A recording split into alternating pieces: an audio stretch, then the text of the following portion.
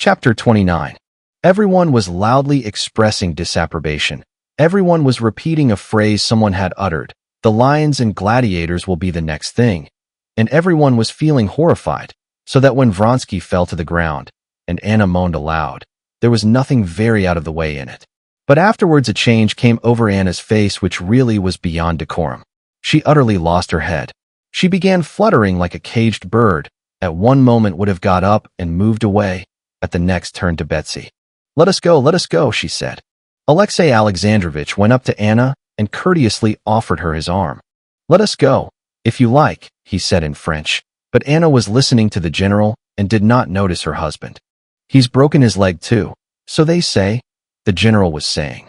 This is beyond everything. Stiva, she cried to her brother. But her brother did not hear her. Again she would have moved away. Once more I offer you my arm if you want to be going, said Alexey Alexandrovitch, reaching towards her hand.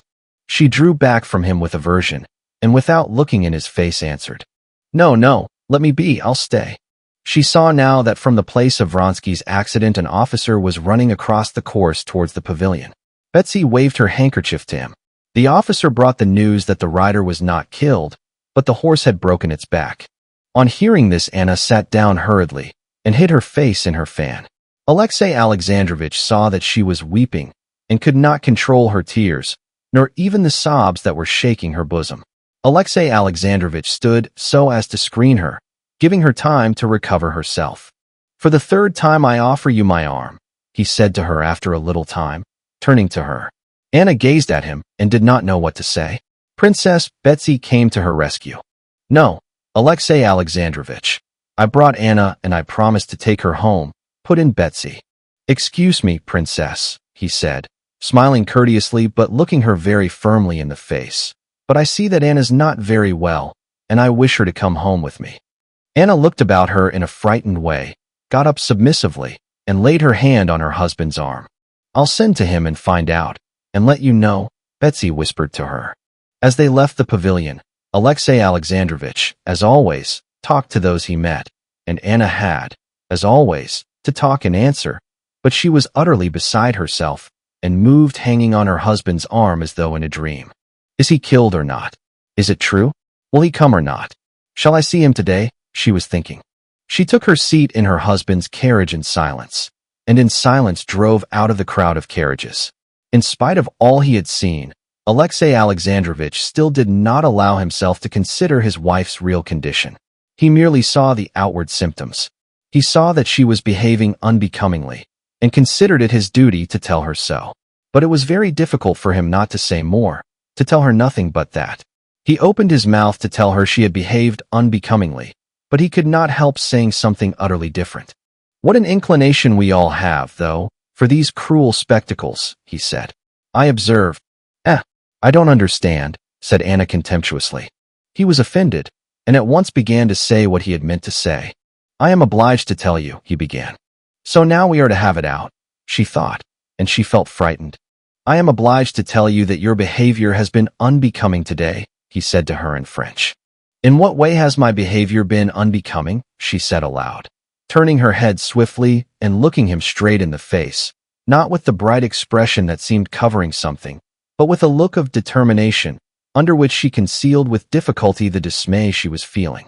Mind, he said, pointing to the open window opposite the coachman. He got up and pulled up the window. What did you consider unbecoming? She repeated. The despair you were unable to conceal at the accident to one of the riders. He waited for her to answer, but she was silent, looking straight before her.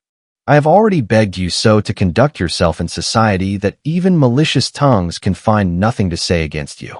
There was a time when I spoke of your inward attitude, but I am not speaking of that now. Now I speak only of your external attitude. You have behaved improperly, and I would wish it not to occur again. She did not hear half of what he was saying. She felt panic-stricken before him, and was thinking whether it was true that Vronsky was not killed. Was it of him they were speaking when they said the rider was unhurt, but the horse had broken its back? She merely smiled with a pretense of irony when he finished, and made no reply, because she had not heard what he said. Alexey Alexandrovitch had begun to speak boldly, but as he realized plainly what he was speaking of, The dismay she was feeling infected him too. He saw the smile, and a strange misapprehension came over him. She is smiling at my suspicions. Yes, she will tell me directly what she told me before, that there is no foundation for my suspicions, that it's absurd.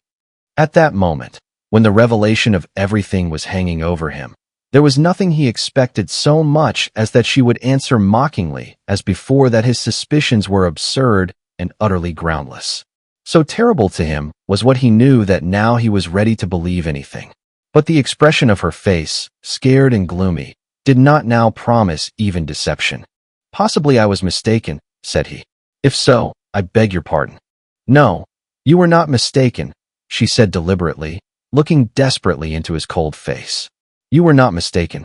I was, and I could not help being in despair.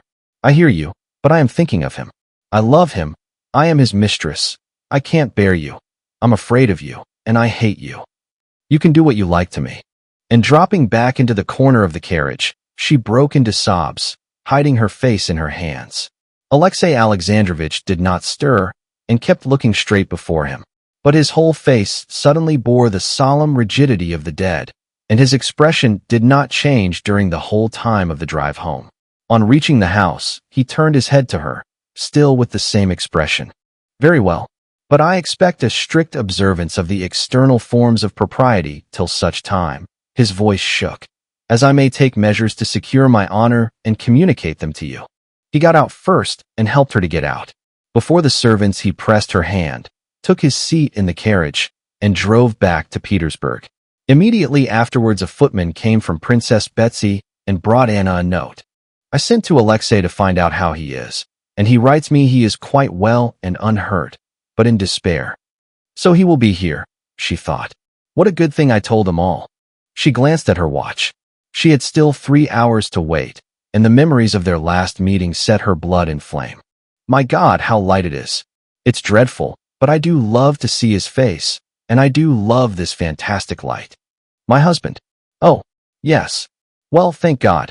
Everything's over with him.